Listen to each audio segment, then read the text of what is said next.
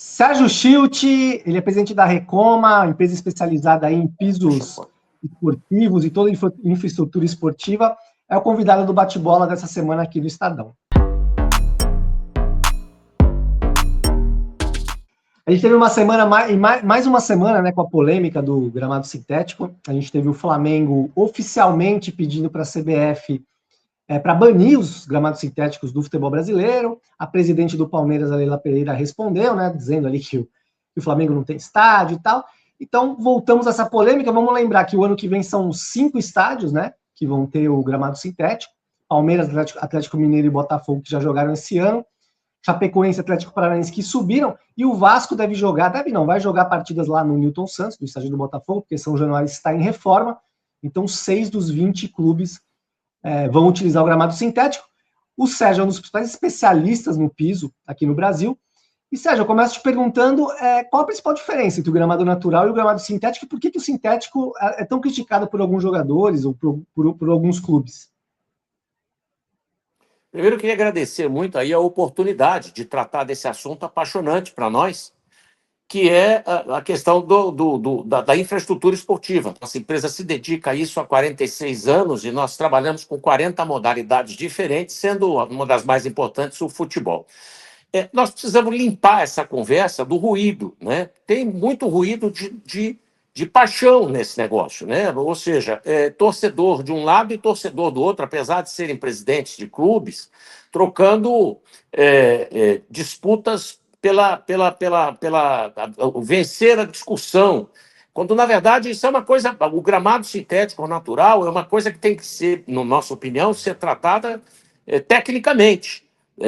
E apenas observada a questão daquilo que interessa para o esporte, para a prática, para o jogador, para o espetáculo, né? E dentro disso, todo mundo que olha para grama, que discute grama sintética hoje, principalmente a nível de dirigentes, olha o gramado sintético, e dirigentes e alguns jogadores, principalmente os jogadores mais antigos, vamos dizer assim, né? Os jogadores que conheceram a grama sintética mais anteriormente, olham para a grama sintética pelo retrovisor.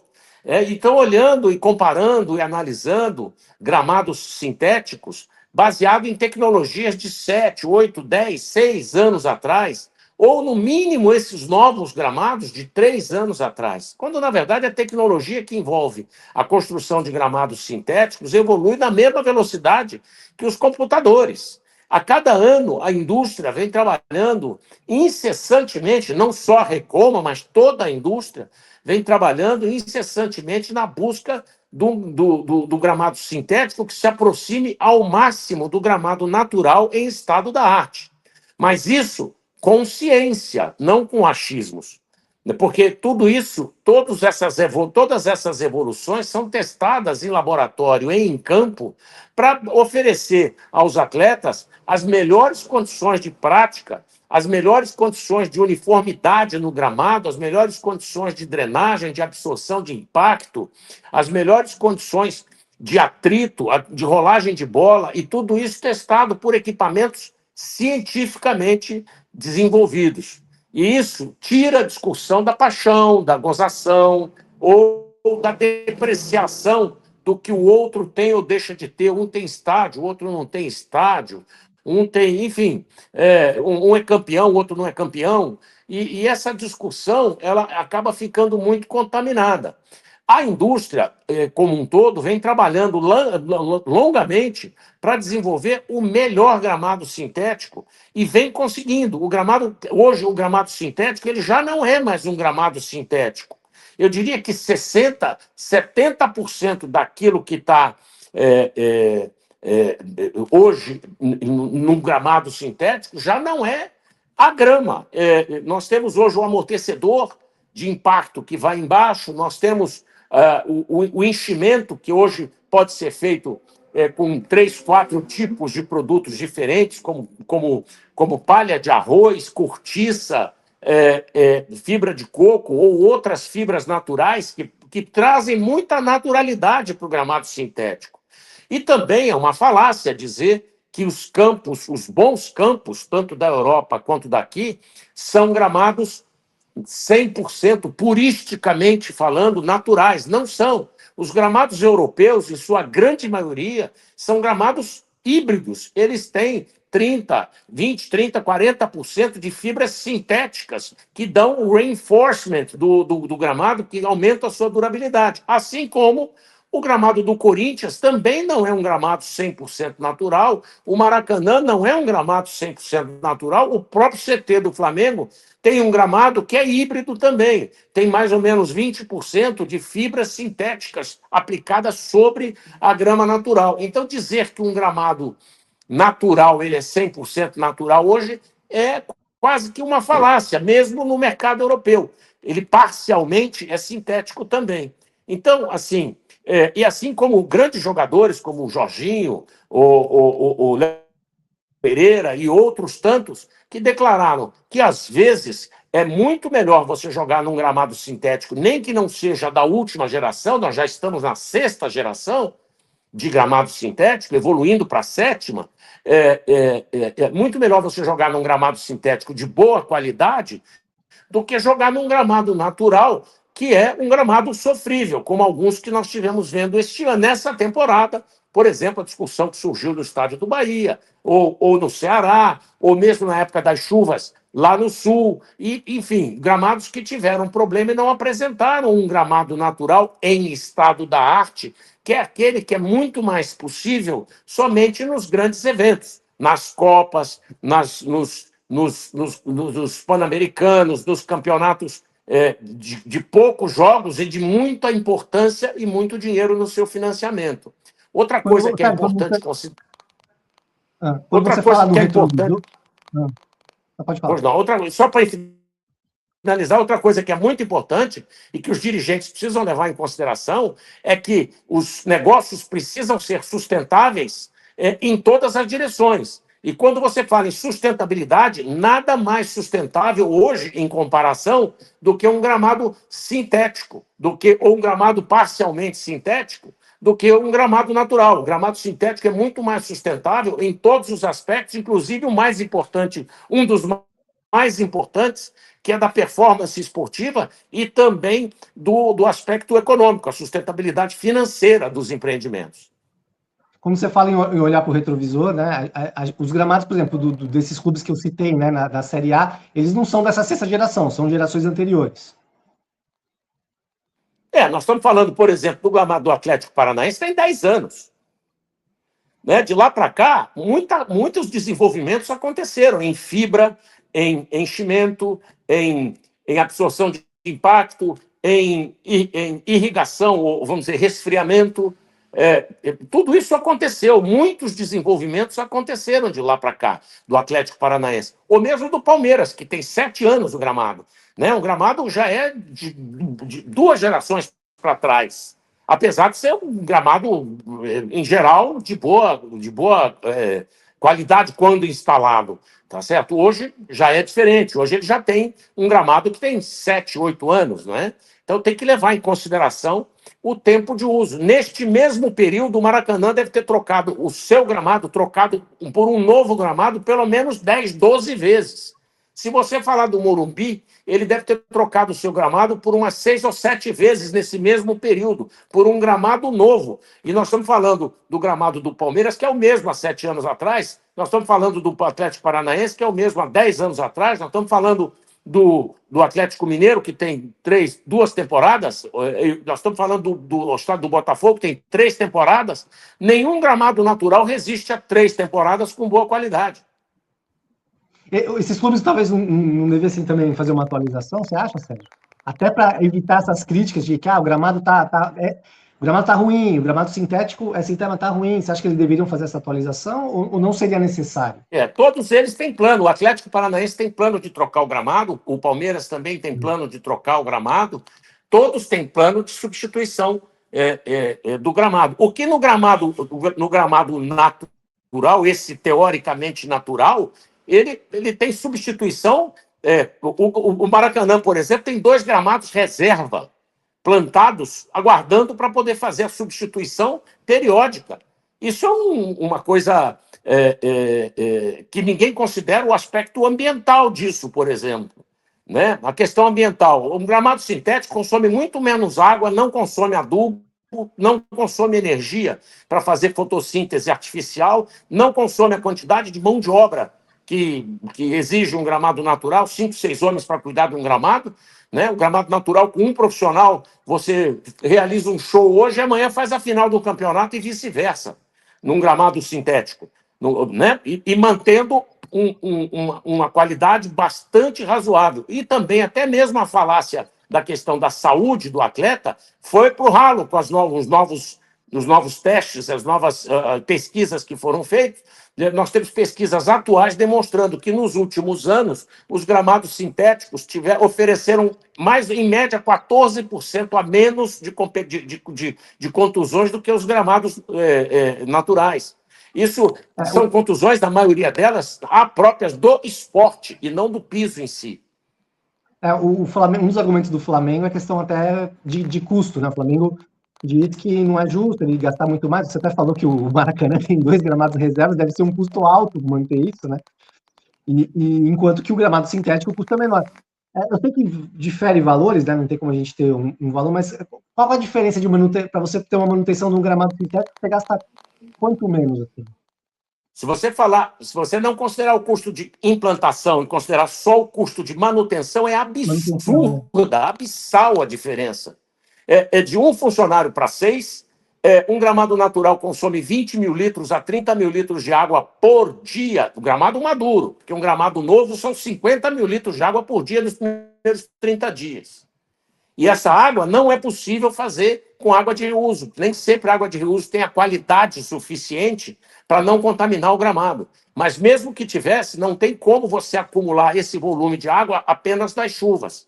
Então você tem que comprar água. Então a água é cara. Aí você tem um problema da fotossíntese. Os estádios não têm fotossíntese natural permanente. Então eles precisam ter a fotossíntese artificial, que são aquelas lâmpadas enormes que consomem em média R$100 mil por mês, ou até um pouco mais, para poder oferecer um resultado mínimo aceitável num gramado que hoje, novamente, não é sintético, ele é natural, ele é também híbrido. Tem lá, por exemplo, o Corinthians tem lá 20, 30% de fibra sintética inserida dentro do gramado. Então, assim, tem muita falácia nesse assunto, né? Mas eu vi uma entrevista tua, até acho que foi para Bandeirantes, se não me engano, vou dar o crédito aqui, você falando assim, olha, se o gramado natural for 100%, talvez seja melhor realmente eu tô falando assim, sensação do jogador jogando, tá? Não tô falando nem de lesão, nada. Talvez seja melhor um gramado natural.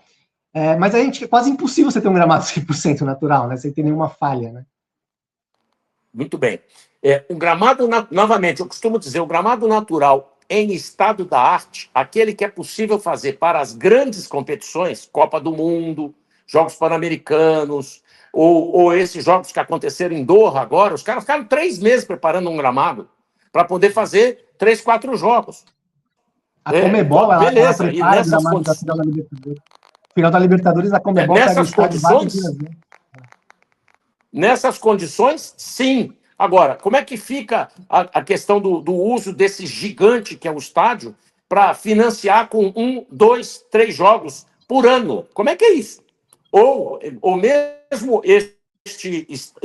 mesmo essa situação hoje do Maracanã, os estádios que têm um pouco mais de viabilidade econômica são estádios que têm, no mínimo, 2 times. Porque um único time, exceto talvez o Flamengo, por causa do momento atual do Flamengo, que põe 65, 70 mil espectadores em cada jogo, né? Tem os direitos de televisão maiores que todo mundo. Então, talvez para o Flamengo ainda a equação econômica feche. Agora, tem que considerar que, graças a Deus, o dinheiro público está saindo dos estádios, né? Isso era uma coisa que, no passado, permitia algumas perdas malucas de dinheiro para fazer alguns caprichos de improdutividade do próprio do estádio, porque o estádio podia ficar em desuso o tempo inteiro, porque quem pagava isso era o cidadão que gosta ou que não gosta do futebol, né? Porque era dinheiro público que sustentava o Maracanã, que sustentava o Pacaembu, que sustentava o Mineirão, todos os estádios aí, que foram privatizados ou que estão em fase de privatização ou que já foram construídos no modelo de negócio privado. Então, o modelo de negócio está mudando e a sustentabilidade financeira passou a ser um capítulo importante. Para quem fala em ter um campeonato justo do aspecto financeiro, com todo mundo pagando as suas contas, me parece, como diria em Portugal, um despautério alguém inventar uma despesa desse tamanho achando que essa despesa pode ser perfeitamente paga por todo mundo.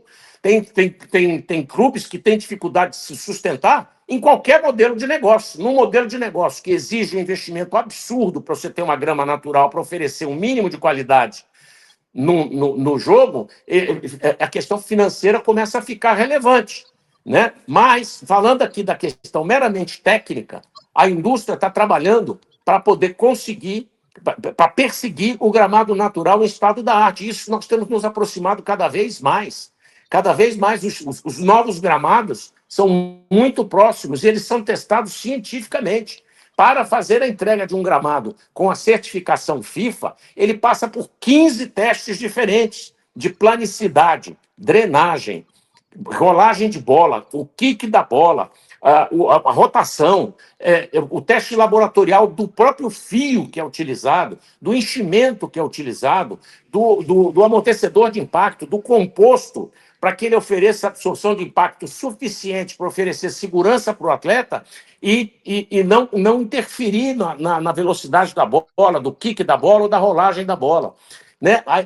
O resfriamento do gramado também, para oferecer uma temperatura agradável, ou minimamente agradável, para que o jogador possa desenvolver o seu melhor jogo num campo que não tenha temperatura muito alta. Então, essa irrigação, vamos dizer assim, esse resfriamento, juntamente com as fibras naturais de coco, cortiça, palha de arroz, trazem uma sensação natural e de resfriamento do gramado muito próximo do gramado natural, e a grama sintética está se aproximando muito do gramado natural em estado da arte, porque aquele que não é em estado da arte já está superado há muito tempo pelos gramados sintéticos. Basta ver os comentários, novamente, eu repito, de diversos jogadores, entre eles eu estou citando os do Flamengo, porque em questão aqui, o Jorginho e o Léo Pereira, que fizeram comentários sobre esse tema. A FIFA vai fazer a Copa do Mundo. A Copa do Mundo ano que vem vai ser nos Estados Unidos, né, principalmente nos Estados Unidos, em vários estádios da NFL, né, com os gramados, boa parte são sintéticos, mas a FIFA vai colocar o natural. Claro que você mesmo já falou que no evento da FIFA o gramado é quase 100% aí, né, é quase perfeito. Você acha que a FIFA poderia, talvez, a FIFA aprova o sintético, talvez utilizar um ou outro ali sintético na Copa do Mundo, ou você acha que a Copa do Mundo é melhor só o natural mesmo, como a FIFA opta? A Copa do Mundo feminina na Rússia já foi toda em gramado sintético, tá certo? As Copas das divisões menores já têm gramado sintético. O problema do gramado natural e sintético, ele é muito mais político do que técnico, porque o gramado sintético, o gramado natural europeu, já tem um percentual de sintético no meio. As pessoas esquecem isso. O gramado do Real Madrid, ele é híbrido. O gramado do Milan é híbrido. Os gramados são híbridos, em geral, na Europa, os bons estádios. Tá certo? Então, assim, dizer que um gramado, essa coisa purista de que é um gramado natural, não é. Ele parcialmente já é híbrido, entendeu? E o Flamengo no documento que enviou para a CBF, diz que tem que ser feito um grande plano aí, né, para poder todos os gramados terem um padrão e tal.